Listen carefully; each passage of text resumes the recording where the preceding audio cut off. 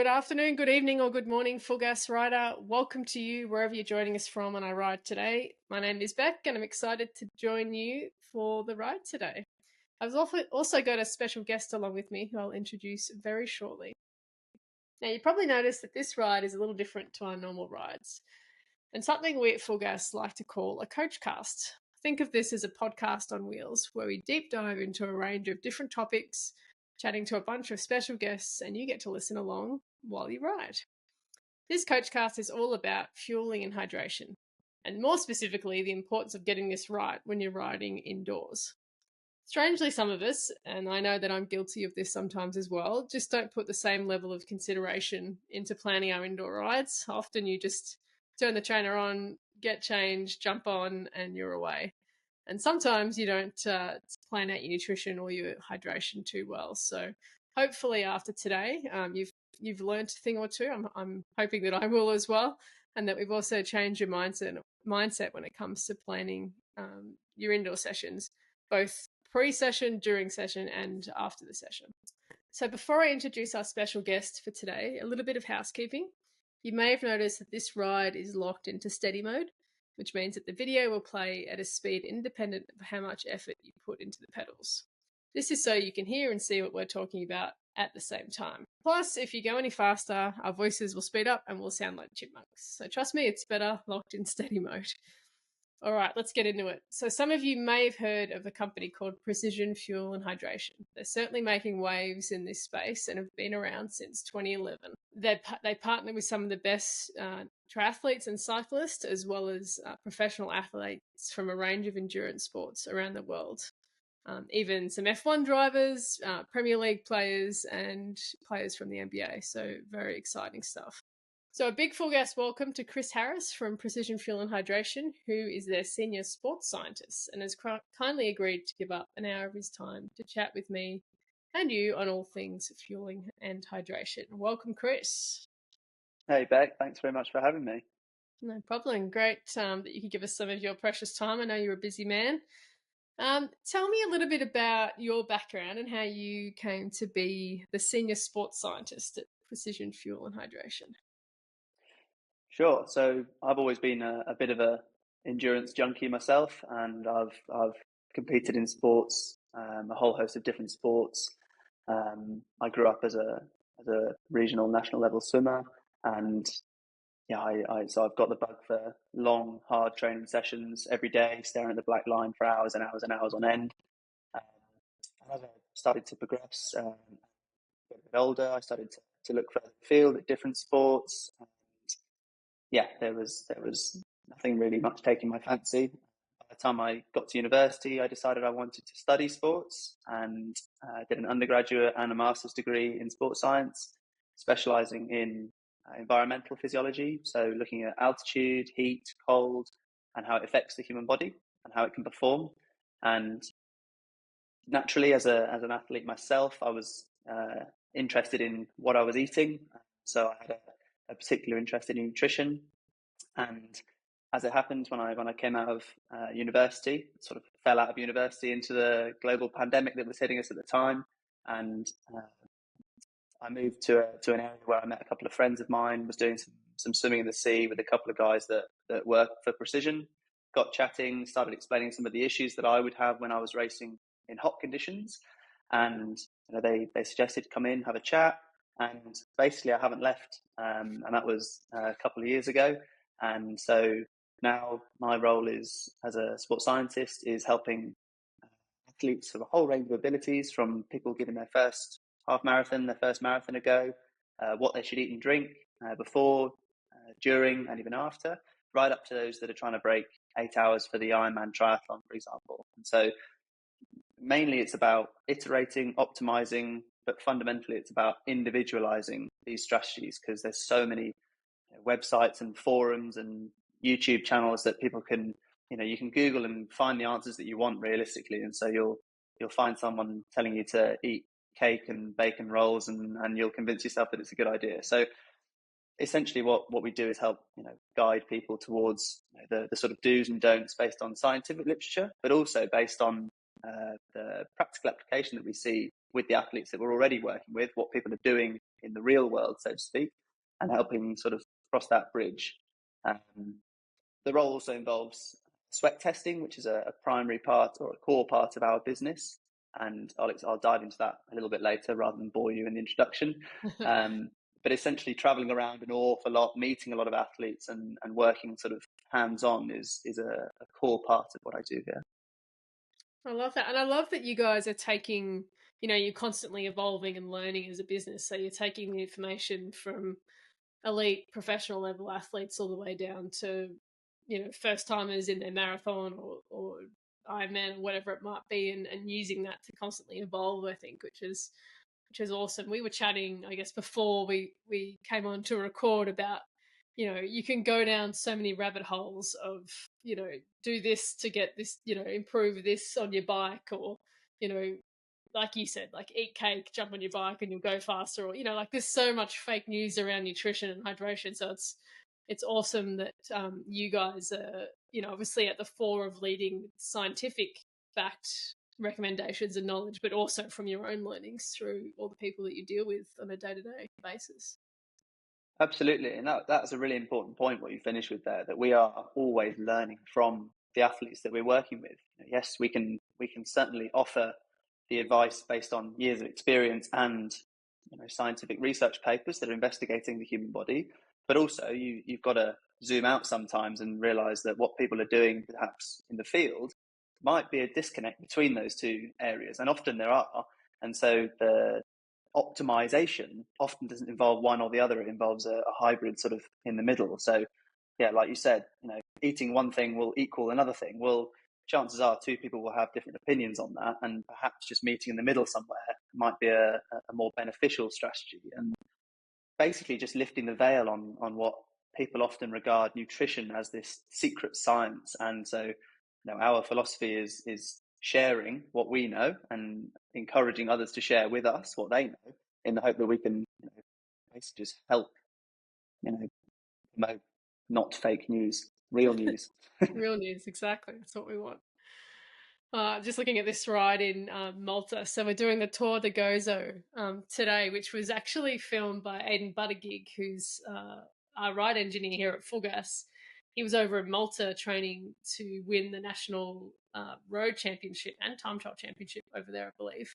And he came away with that crown this year. But he is a stickler for the right fueling and hydration, and he has to be at that level of cycling. But yeah, I mean, this town is just stunning as we cruise through some of these really, really cool buildings. All right, so, thinking about, let's put our FulGaz rider hat on. You could be doing an hour on the indoor trainer. You could be tackling, one of our challenge events like the Grand Tour that will kick off shortly. It's 21 stages over 6 weeks, so it's a decent amount of time on the trainer, probably, 5-6 hours a week, doing indoor sessions and things. When you mentioned sweat tests earlier, do you get a lot of people coming to you from the indoor space wanting to have a sweat test done, given that, you generally sweat a lot more too when you're riding indoors? Yeah, so that is certainly true. The requirements for indoor training and racing, as the evolution of indoor racing has come about, the requirements are slightly different to the those from outside. And the main reason that those are different is because the way that your body responds indoors to outdoors is different, and so you need to adjust accordingly. The main difference between indoors and outdoors, other than the obvious that you're not going anywhere, is airflow and cooling. And so the reason why our business essentially evolved was from the sweat test, which I talked about in the intro, which essentially analyzes individual sweat sodium concentration. Now, it does that through a process called pilocarpine iontophoresis. Essentially, that is artificially stimulating the sweat glands in a very localized area on the inside of your forearm, which very closely mimics full body sweat sodium concentrations in that area. So if you were to take full body sodium concentration and a concentration from the forearm, they'd be very similar. So essentially, the test will collect a small sample of sweat after stimulating the sweat glands, and then that concentration is analysed by a little machine that tells you how much sodium is in your sweat. The reason why we're interested in sodium is because it makes up the largest conductivity percentage of your sweat. Of all the electrolytes that you lose more sodium than anything else. Sodium also plays a very, very long list of roles within the body during rest, but also during exercise. The main one is fluid balance, which at the end of the day keeps us alive. And so during exercise, it also helps with cooling and blood plasma regulation, etc. So combined with you're losing more of it than any other electrolyte, and it's one of the most important electrolytes in the body, it makes sense that it's a pretty important metric to understand and know how much you're losing. And the reason why you might get it measured is because the difference, the individual variation in sweat sodium concentrations, person to person, can be huge. We've tested around 14,500 athletes globally from all different ages, genders, ability levels, from those that are couch potatoes right up to those that are, training 30, 40 hours a week. And we see ranges from as little as 200 milligrams of sodium in each litre of sweat, right up to those that lose in excess of 2,000 milligrams per litre of sweat. So you imagine using a copy and paste hydration strategy for those two individuals on the extremities would leave possibly both of them in pretty sticky situation, whereby one of them is either over or under replacing the electrolytes that they need, which can lead to imbalances within the body and cause unnecessary stress, essentially. So that whole process is designed to individualize the electrolyte replenishment that you require in order to replace what you're losing. Now, for indoor training, it can be sort of a rabbit hole to dive into, because for the most part, indoor sessions are shorter because they're more intense and you go for quality over quantity when racing and training indoors. There are, of course, the exception, and I probably put myself in this category of those, the nutters that like to do 3, 4, 5 hour indoor rides voluntarily. It's not even against my will. That is where the replenishment of individualized amounts of electrolytes comes particularly important, because the amount that you're going to lose throughout that time becomes, is larger and larger. So the amount that you could upset your body's balances can be quite significant. During the shorter stuff, essentially, it becomes less important to know exactly the concentration of what you should be aiming for, and it's less prescriptive, mainly because there's far more room for error. And if you arrive at the session well hydrated and you have something to drink during the ride, and then you rehydrate again afterwards, then the likelihood is it doesn't need much more thought than that. And you can certainly overthink things like this during the shorter intense stuffs, but realistically anything over 75 minutes or 90 minutes is probably where you're straddling the realm between, I should start including some sodium and some electrolytes in my drinks, certainly. And I'll talk about the fueling alongside that a little bit later. But realistically, anything sort of north of 2.5 hours, that's when the individualizing of, trying to replenish a similar concentration to what you're sweating can really benefit and help you. We use this phrase, limit your losses, because everybody's going to get dehydrated somewhat. And if anything, it's not necessarily a bad thing to an extent, but you want to limit the extent of which you get dehydrated so that it doesn't impair your performance, because typically everybody has a tipping point whereby beyond a certain level of dehydration, their performance starts to become affected by it as a direct result of being dehydrated. Yeah, right. And you talk about being hydrated adequately before you start. What's a good way is there a way that you can sort of tell you're hydrated well? Is it because you're not thirsty? Is it, for someone that's just starting out, like what, or is it just making sure you drink a certain amount of liquid before you jump on the bike? Yeah, so that's a really good question as to how to know whether you're hydrated. And realistically, most people have a far better understanding of their body than they probably give themselves credit for. And like you said, if you're really, really thirsty, chances are you need to drink a little bit. And so, certainly listening to that thirst response, especially if you're preparing for a a 1 hour or 90-minute ride, the thirst response is one of the key mechanisms to listen to, because your body's really good at telling you what it doesn't need. And so listening to that, and usually we'd recommend, for if you were doing, for example, an evening session, then you can help your body out and prime it for high intensity exercise and lots of sweating by a process called preloading, where, because of the way that water and sodium are balanced within the body, they're aiming for a particular concentration within the blood, which it's happy with, essentially. It doesn't matter what that concentration is, but your body is always trying to fight water and sodium to balance each other out for an optimal concentration. What you can do is take a strong strength electrolyte drink, which can offset that balance and make the concentration slightly saltier than your body would like.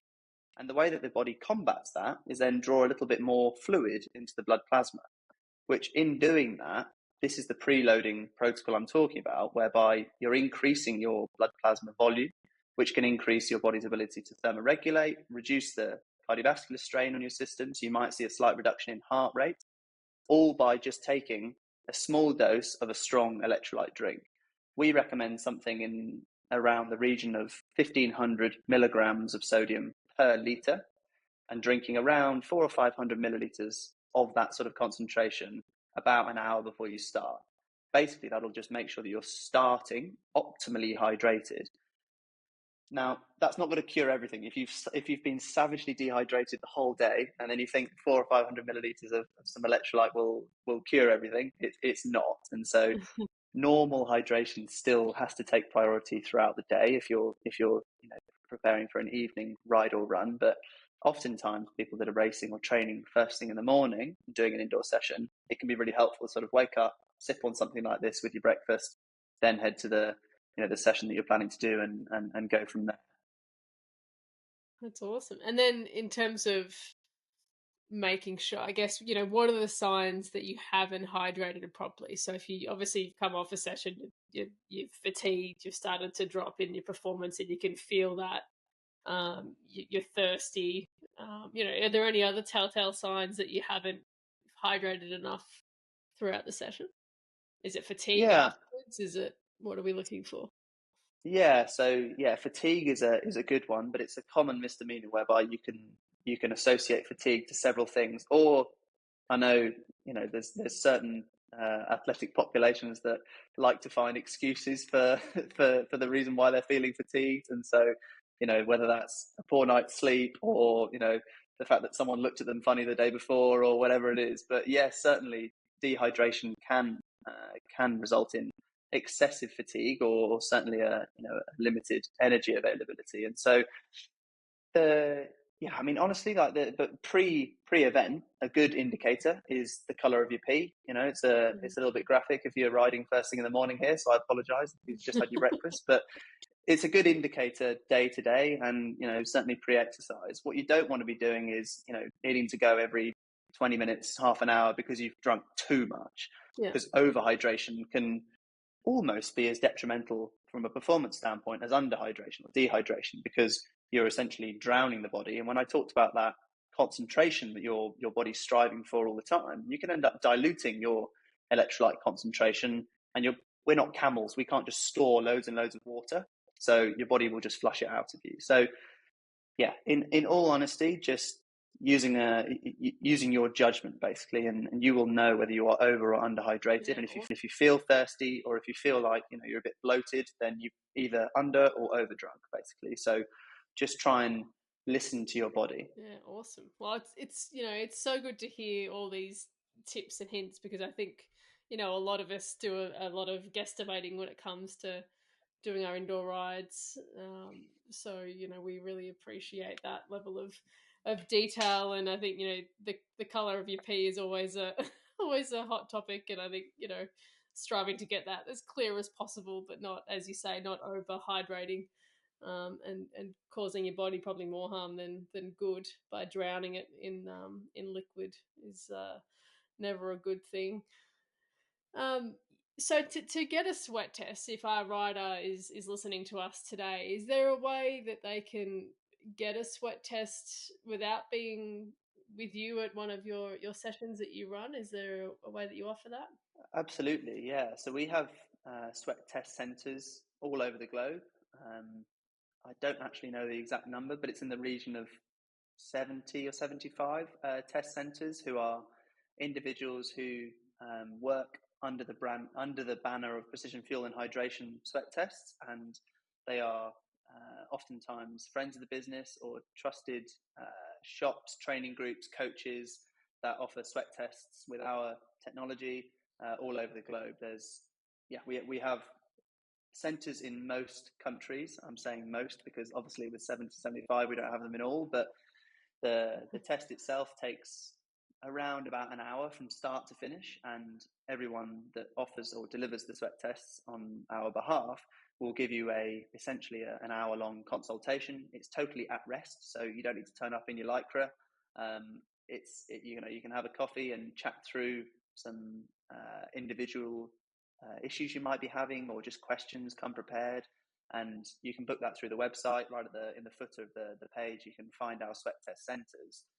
Oftentimes, we find people that are in the UK where we're based on the south coast who will travel to us just to have a long chat and a sweat test at the same time, meet the team, etc. But yeah, like I said, it's not always possible, of course. So booking in with one of the other test centres can help you get that information. And then if there's more to be discussed after you've had the sweat test, then like I said right at the beginning, we offer 20-minute free video calls on the website just to chew the fat basically about fuel and hydration. And so oftentimes if you come armed with a sweat test score and you just have some frequently asked questions to ping at us, then we can help. Yeah, that sounds awesome. So I know Andy and the team, we saw them at Kona earlier this year, and they had a queue a mile long with people wanting to get sweat tests from them there. So it was super popular. I don't think I found the time to fit it in, but I feel like I need to go and get mine tested. I know there's different things on the market too in terms of, some people say weigh yourself before a ride, weigh yourself after a ride, figure out how much you've had to drink, and then you can figure out some of that stuff as well. Yeah, so that's a really nice segue into the sort of second half of your sweat profile. So there's two things to measure. One is what's in your sweat, which is the electrolyte concentration, and then the other is how much. So I talked earlier about the concentration being measured in milligrams per liter. Well, if you don't know how many liters, then knowing the concentration is helpful, but it's not the whole picture. So having both together. Now, the concentration needs to be measured by a sweat test, and that has to be done in a sort of lab environment whereby it's all standardized, because the concentration is pretty important. The sweat rate testing, which is what we call it, where you measure how many liters that you're sweating, can be done basically during any training session, and the only piece of equipment that you need is a set of bathroom scales. And like you said, if you weigh yourself before a session and then weigh yourself after a session, generally speaking, up to around an hour or 90 minutes of exercise, the main reason why you would have lost any body weight is through sweat loss and evaporation. You're going to have burnt a small amount of calories, and therefore that'll account for a tiny amount of weight loss. But generally speaking, most people's scales aren't calibrated accurately enough to even account for that if they wanted to. So we use the general conversion of a kilo lost in body weight is equivalent to a litre lost in sweat, because sweat is predominantly water, and a litre of water weighs a kilogram. So if I were to do a 1 hour session, well, last night, for example, I did do a 1 hour session where I was deliberately measuring my sweat rate at a set temperature, because I'd measured it, and a set intensity, and I lost just about 2 litres in that 1 hour, because I'd lost 2 kilograms in body weight. Now, the common question there is, what about if I eat and drink? The easiest way to account for that is when you weigh yourself beforehand. The best way to do it is to weigh yourself nude, because your clothes can absorb quite a lot of sweat, and you want all sweat lost to be removed from the scales. So you weigh yourself nude beforehand. If you're going to drink, just stand on the scales with your bottle in your hand, full up, And if you're going to have a couple of gels or a couple of chews or something during the ride, then hold on to them as well. And then when you weigh yourself afterwards, get dressed, do the ride, come back, strip down, towel yourself as dry as possible just to get all the sweat off of you, and then stand on the scales again, holding on to the bottle, even if it's empty, and the wrappers of basically anything you weighed beforehand afterwards, because anything you've held in your hand has only gone from your bottles into you, and therefore it hasn't left or been added to the scales. So it doesn't matter if it slightly inflates your pre-session weight. It doesn't matter. We're measuring change rather than absolute. So essentially, I was 2 kilograms lighter, including what I was drinking at the end of the session. And so my sweat rate for 270 watts for an hour was 2 liters per hour. Essentially, that will change quite a lot indoors versus outdoors. The main reason for that is because your body is always trying to thermoregulate to maintain a set core temperature, because it can function optimally at that core temperature or within a range. Sort of we can get slightly hot and we don't drop dead. Our body just starts to try and cool us, essentially. So the pre and post weights will give you an idea of how much your sweat rate might change indoors versus outside, because there's no airflow inside. Now, most people try to mimic airflow outside, which will evaporate your sweat more often, so it'll make your sweat more effective by putting a fan on. And so you can probably get quite close if you're riding indoors versus outside. You can probably get close to keeping your sweat rates the same if you can get the temperatures similar and the airflow similar and the intensity similar. But the what you might need, as in what you might need to drink, would be different, because your sweat rate would be lower outside. Right. So when we're doing our sweat test inside, should we be having a fan on or off? That's the $1 million question. Now it's there's some school of thought, and I'm probably in the camp that having no fan isn't particularly representative of any form of cycling, because there's no cycling you're going. If you're preparing for outdoor racing, then what you want to try to do is simulate outdoor conditions. So the gold standard would be to do outdoor sweat rate testing. If you're preparing for, for example, you've got a 2-hour stage of the tour on FulGaz, then, and you're going to have a fan on, then cool, have the fan on your sweat test, because you want to try and predict in training what's going to happen during the races. So yeah, we torture ourselves here, in that we, being sports science team, torture ourselves in the lab here by not having a fan on, because we're trying to measure absolute sweat rates. And so we have standardized the protocol that we do, and the 1 hour is done without a fan. The fan is on, but it's facing away from us to circulate air, so it's not totally dead air. But believe me, it makes minimal difference. But that's because we're comparing one test versus another test versus another test. And so yeah, it's the easiest way to standardize things. So that's the joys of being a lab rat, basically. So yeah, I would have a fan on if I was doing that testing. That explains the 2 liters of sweat lost in the 1 hour session if you had no fan on. Yeah, absolutely. Because in a similar, if I were to do the same conditions and the same intensity for the same amount of time, if I had a fan pointing directly at me, then the likelihood is, my sweat rate would be lower, because my sweat would be evaporating better, because the air flowing, hitting my skin would evaporate that sweat, and therefore my body would have to sweat less to cool me, because the sweat would be more effective. But yeah, as it happened, when there's no airflow on you, as I'm sure everybody that's fan has ever broken or doesn't have a fan will know, the sweat just pours off of you, which essentially, from a physiological perspective, means it's not actually doing that much to cool you, because it's the evaporation of the sweat that's important. Yeah. So there's a tip for anyone, still playing around with their indoor setup. Make sure you have a fan pointing at you while you're riding for optimum performance. Really, I feel like if that sort of how sweat works, you want it to be evaporating off your skin faster than just sitting on it, right? Absolutely. I mean, yeah, the only counter to that would be if you are specifically preparing, you're doing some heat preparation, some heat acclimation, where you want your body to get hot and have to be stressed and to sweat a lot. In which case, the fan off is the only way to try and jack the heat up and stress the body in that sense, whereby you're not giving it the easy out, which is here's a fan that will cool you down. Because I know certainly we're in the depths of winter here in the UK, and there are people that are preparing to go and race down in Australia, and the conditions there are very, very different. And the only way to simulate that is usually indoors, windows shut, no fan. Sometimes people put the heating on, or they're sticking their turbo trainers in the shower, or in the bathroom with the shower running to get the humidity up. And I've seen all sorts of tricks trying to get themselves hot. But yeah, if you're in for just general comfort, get the fan on.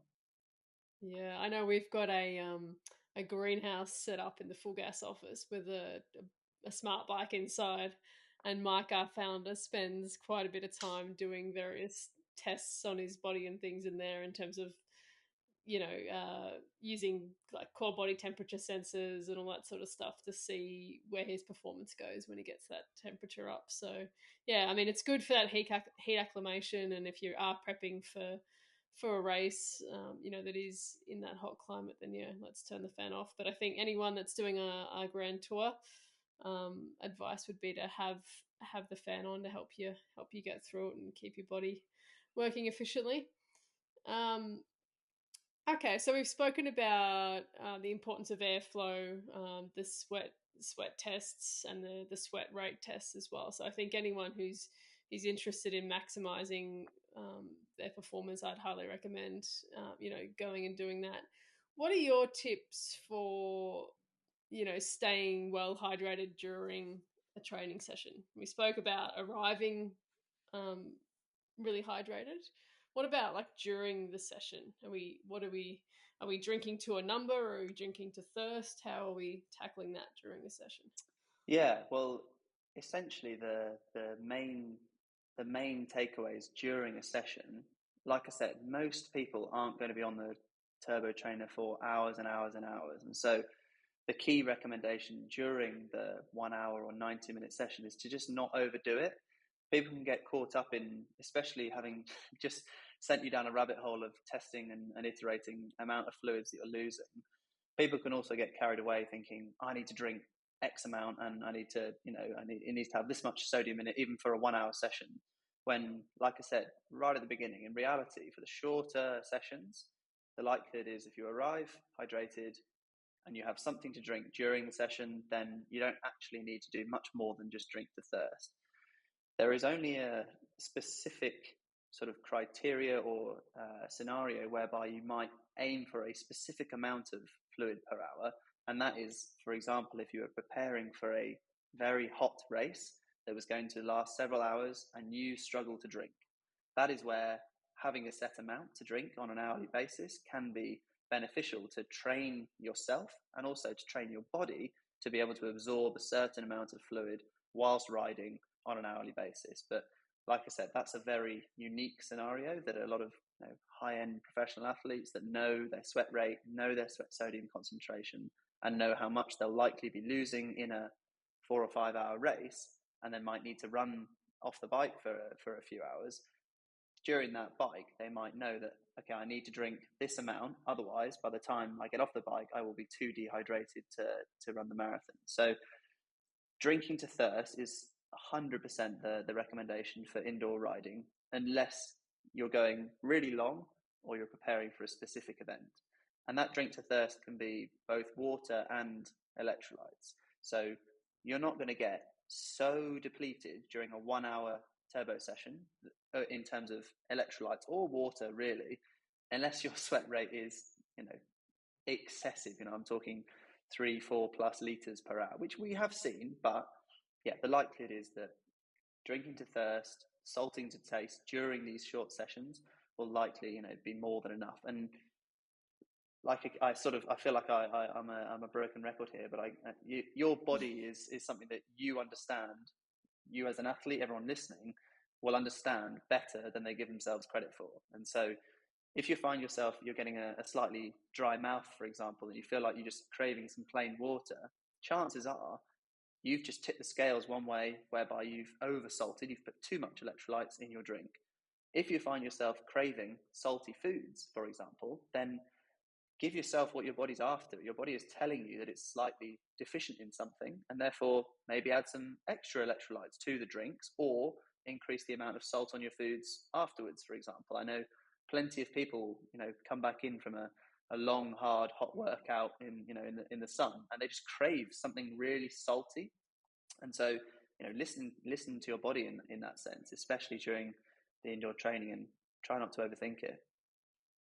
Yeah, nice. I know a lot of our Ironman athletes love a hot chip after a long day racing in the Ironman, so can relate to that. All right, so we've spoken about hydration. Let's move on to fueling, because this is just as important as the hydration stuff. Tips for fueling, I guess, when you're on the indoor trainer. I know you've obviously mentioned that hydration and things the importance of that start to ramp up the longer the ride. What about with fueling and carbohydrates and stuff like that? Sure. Thankfully, the recommendations from a scientific perspective for fueling are a little bit more generic, whereby the hydration is very, very individual. The amount that the fuel that any human being requires is, as I said, far more general. And in terms of indoor training, the main goal is to arrive at that session with topped off energy stores so that you can perform without needing to, without bonking. Basically, we've all bonked during a session where you go too hard, or you're in the evening and you haven't eaten since lunchtime, and your body basically is running out of energy. Now, that energy is going to primarily come from carbohydrates when you're working at a moderate to high intensity. The higher intensity you work at, the more reliance on carbohydrates your body's going to use. And so you can prepare for that, and similar to the way that you preload in terms of having some electrolytes beforehand to start hydrated, you can pre-carb, so to speak. The trendy phrase is carb loading. You don't need to do that for every training session, of course, but giving yourself a carbohydrate-rich meal, within 3 or 4 hours before a training session that's going to be key, high intensity, will make sure that your muscles and liver, where the carbohydrates are predominantly stored, are topped off, or the best case scenario is that they're full, or at least they're not running on empty, because you can store enough carbohydrates, most people, for an hour to 90 minutes worth of moderate to high intensity exercise. Then it starts to become depleted, and your body's response to that is it slows you down, because you can't carry on pushing 300 watts anymore with the current energy stores, because you're running out. So it will slow you down. You'll feel like you're getting low, your blood glucose levels start to drop, and you'll feel awful, basically. And we've all been there, right? So you can preempt that for these shorter, intense sessions by making sure that you have something with plenty of carbohydrates in it to top off those stores, within the 3 or 4 hours beforehand. And that could look like a bowl of porridge, or some pasta, or some chicken and some rice, whatever your preference is, as long as it's got plenty of carbohydrates in it, basically. Nice one. And what about if you're doing an early morning ride? What do you suggest for people that are sort of rolling out of bed and onto the turbo? Should they take the time to, have a piece of toast or something and before they get on? Yeah, I mean, this all comes down to what your priorities are, basically. So if that session is a really high quality, high intensity session, then preparing for it, just planning ahead by having a carbohydrate rich meal for dinner the night before. And then when you wake up, yeah, just as you said, try and have something like a carbohydrate snack, like a piece of toast or a bagel with some jam on it, or something, with a bit of honey on it, will certainly help. I'm guilty of it, and I think probably most people are. I roll out of bed and I'm in the pool about 15 minutes later, and if I'm going to do a particularly high intensity session, then I'll try and have what we recommend anyway, which is a final carbohydrate hit, sort of within 15 to 20 minutes before starting something high intensity. And what that does, it looks like between 25 and 30 grams of carbohydrates. So something like an energy gel or a chew, fast acting carbohydrates that'll hit the bloodstream quite quickly. And therefore, when you start exercise, your blood glucose levels, glucose being the energy that the muscles use, are already primed and ready for exercise. And so, you can't trick your body into priming it and suddenly you're able to do 4 hours of training off of that. But for the shorter, intense stuff, having something that is, short, quick, fast acting carbohydrate dose can basically just prime yourself for exercise. So I find myself doing that in the car on the way to swimming, just having something like a chew, just to give my body the best chance. And then, if I were to do a 3-hour trainer ride at that time of the morning, I would have to just prioritize getting up a little bit earlier and eating something a little bit more. I'm not saying I'm getting up 2 hours before a session to, because then you're trading off, breakfast versus sleep, so recovery versus preparing for that session optimally. But using your better judgment and understanding that if you're trying to achieve quality and you're not eating, you're going to sacrifice quality. And so, moreover, you're going to sacrifice how quickly you recover from that session, because your energy availability post-session is a key determinant of how quickly you recover. So thinking about it all as one big picture. And so carb meal the night before, get up, try and have something, sort of 45 minutes, an hour beforehand. If it's not possible, try and have something, at all. And then when you hop on, if it's going to be a long one, structure out your fuel plan to make sure you're getting, this is a nice segue into the during fueling, somewhere between around 30 grams per hour if you're going between an hour and 75 minutes, and then between 30 and 60 grams per hour if you're going up to around 2.5 hours. If it's going to be longer than that, aiming for between 60 and 90 grams per hour of carbohydrates. So yeah, that was a lot of numbers all at once, but basically shorter sessions don't require a huge amount during, because your energy stores are likely enough to cover you for that session.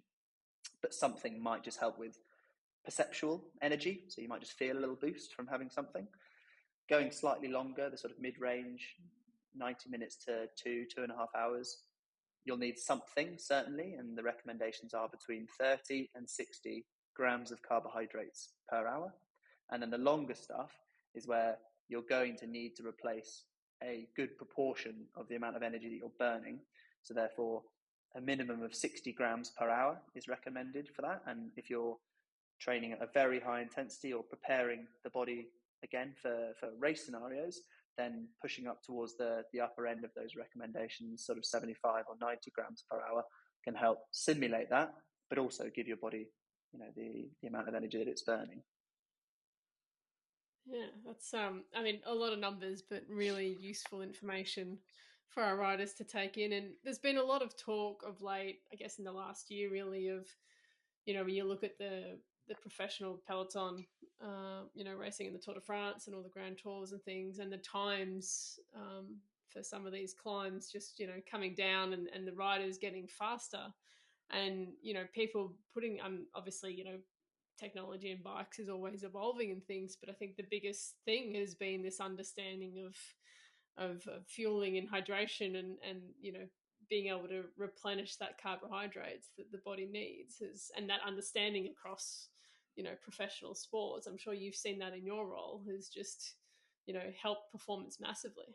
Absolutely. And it's a general sweeping statement. I don't particularly like to make them, but when it comes to carbohydrates, fueling, generally speaking, as long as it's tolerable, the general consensus is that more is better. And so we've seen a trend, an upward trend in the amount of carbohydrates that people are consuming during races.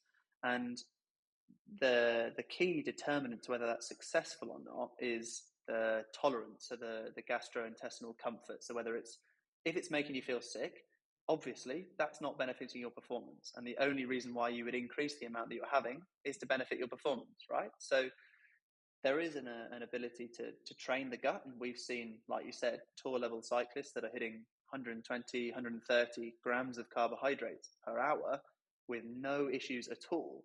But the average person, if you told them to go and, they're doing a 1 hour training ride, A, they don't need it. And B, they'd make themselves feel very, very sick if they just went straight in taking the same amount. And so there is a space for that at the top end of peak performance, whereby you are pushing your muscles to the absolute limit, and you're also therefore needing to fuel them to the absolute limit of the amount that they can digest.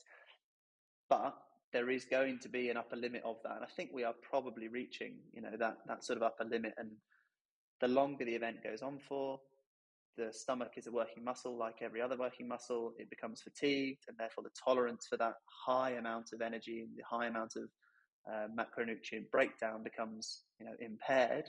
And so there's a reason why you don't see people running for 24 hours that are hitting 120 grams per hour, because it's again not necessary. The intensity would have to be low enough to maintain it for 24 hours, but also the stomach just simply wouldn't be able to tolerate it. Yeah. Oh yeah, definitely a good lesson in if you are prepping for a longer ride, might be a long fondo or sportif, or even an Ironman, that training your gut to be able to tolerate the required level of carbohydrates and hydration and all that sort of stuff is so important, because you do see it unravel on course pretty quickly for people that haven't trained with the right processes in place. Absolutely, and we've probably all had it where you feel a little bit bloated, or your stomach feels a little bit full, or you get a stitch or something like that. There's, it's not saying that you can bulletproof yourself from ever getting any issue like that, but yeah, like you said, training your gut is this emerging philosophy that you can indeed adapt to your stomach, because and this is a really important point for indoor training, whereby and especially in the heat when you get warm, is that the amount of carbohydrates, the amount of fuel, and the amount of fluids that your stomach can digest and process is determined or regulated by the amount of blood flow that your stomach gets.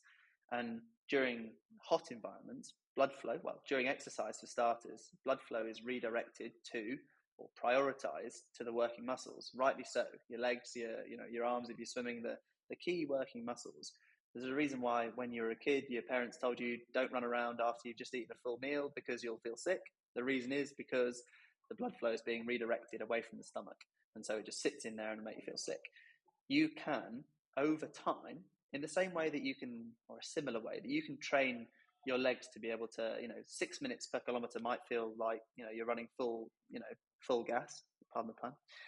Then suddenly 12 months later, you're running at 5-minute Ks, and you've trained them to be able to do that, whereas it wasn't possible 12 months ago. And likewise, you see a progression in the ability for the stomach to absorb and tolerate carbohydrates, whereby sometimes people having one gel every hour makes them feel really full and really sick. And then I've gone along this process, so I've tried and tested my own guinea pig of this protocol, whereby increasing the amount that I was taking during key sessions once or twice a week meant that by the time I arrived on race day, 120 grams per hour was no issue at all. The reason why I said it was so important for performing in the heat, so for indoor sessions, is that blood flow is compromised by virtue of you're sweating an awful lot more. So your blood volume is reduced, and therefore blood flow and the ability to transport nutrients into the stomach, into the bloodstream is compromised more so in the heat. So there is a very, very clear crossover between hydration and fueling, and it's easy to talk about them separately, but they are so interlinked that you could find yourself getting dehydrated, and even though you could eat as much as you like, you can find yourself bonking, and that's because the lack of fluid, the dehydration, means that those carbohydrates aren't able to get into the bloodstream. So it's that's sort of a good, I'm struggling to think of the right word, but it's a good way to calibrate whether you're doing something right or something wrong. Because if you're bonking and you feel like you can look back and think, actually, no, I've been smashing 60, 75 grams per hour. How am I feeling this? And then you look at your water bottle and it's sat there in front of you on your desk perfectly full.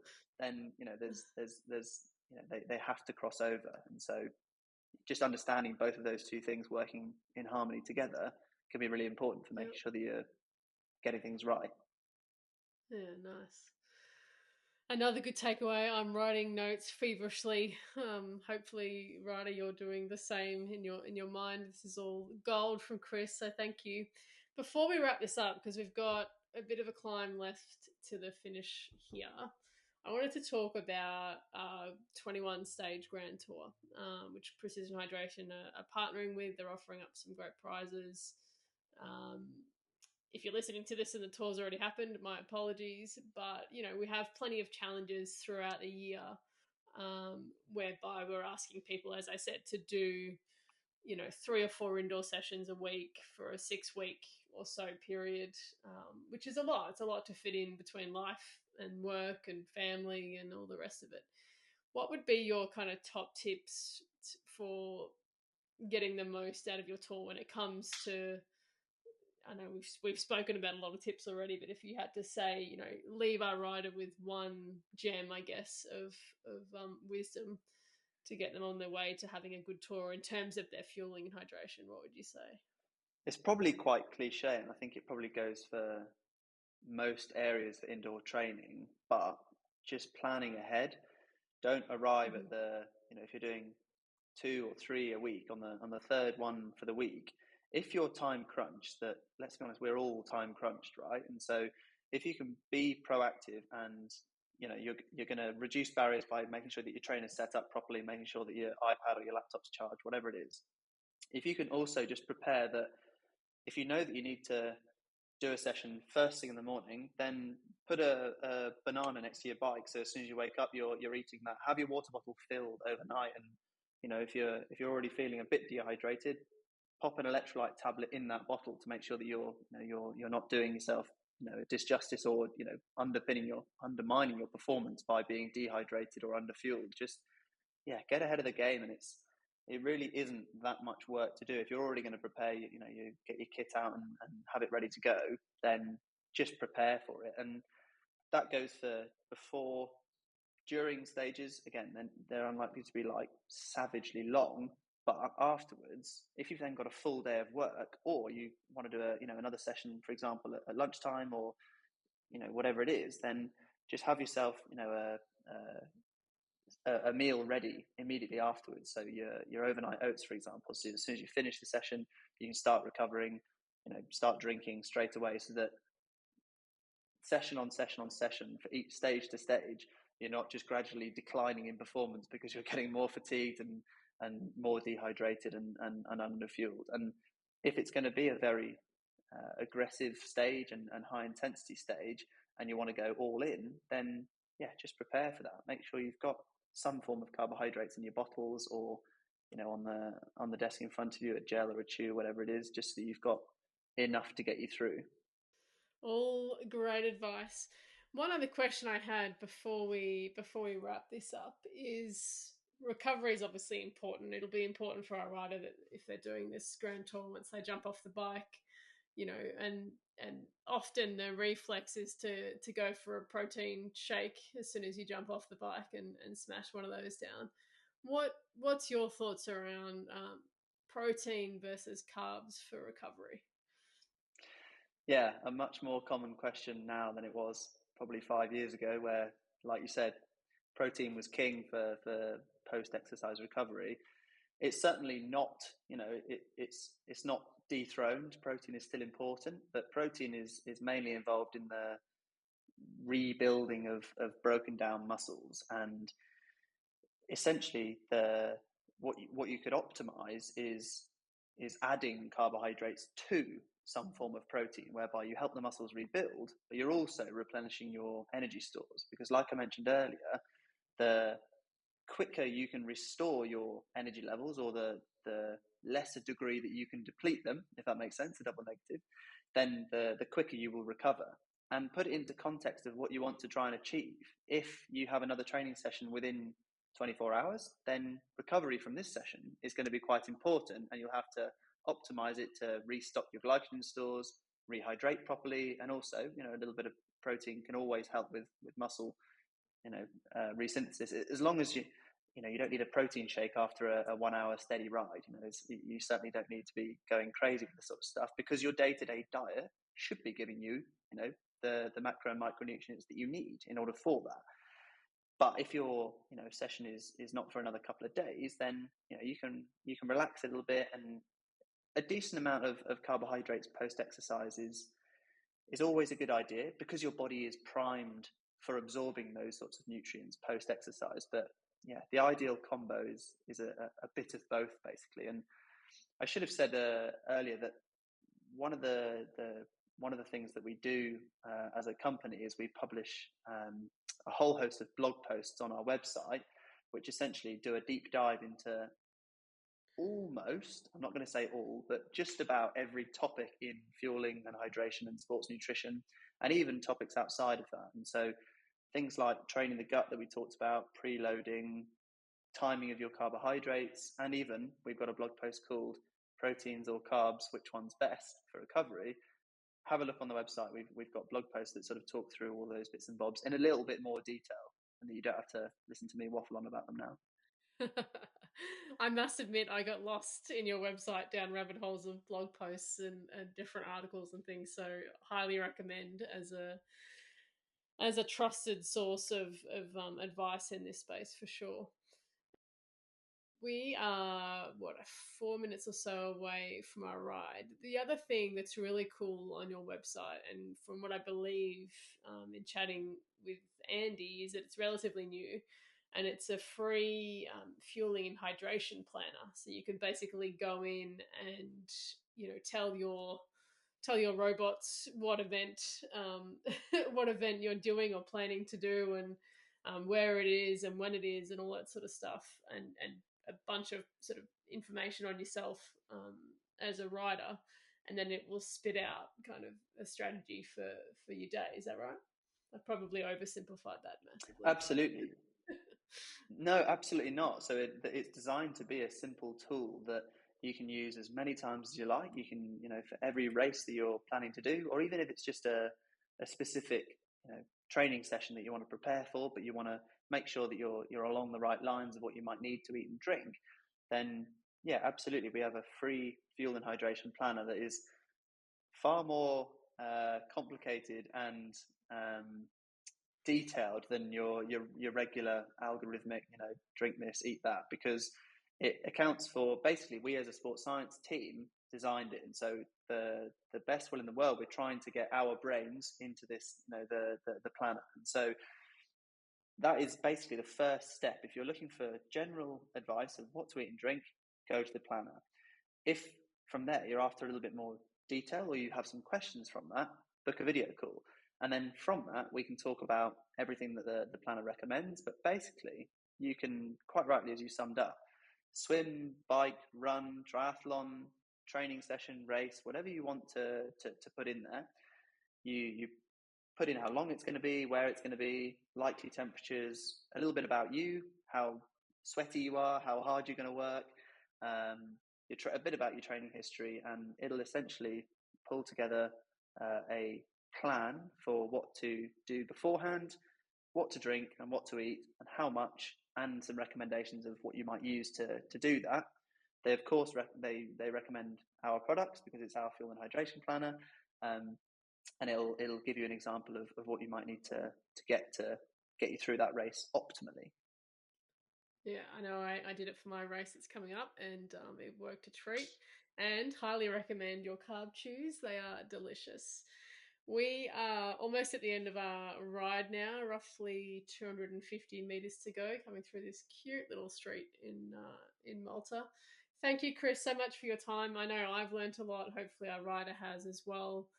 We will really appreciate you taking the time to chat to us today. And head over to the Precision Fuel and Hydration website for stacks of information on how to nail this stuff, whether it's in your training or your race, and get your race plan ready from their planner. So thanks again, Chris, and I'll look forward to chatting with you soon.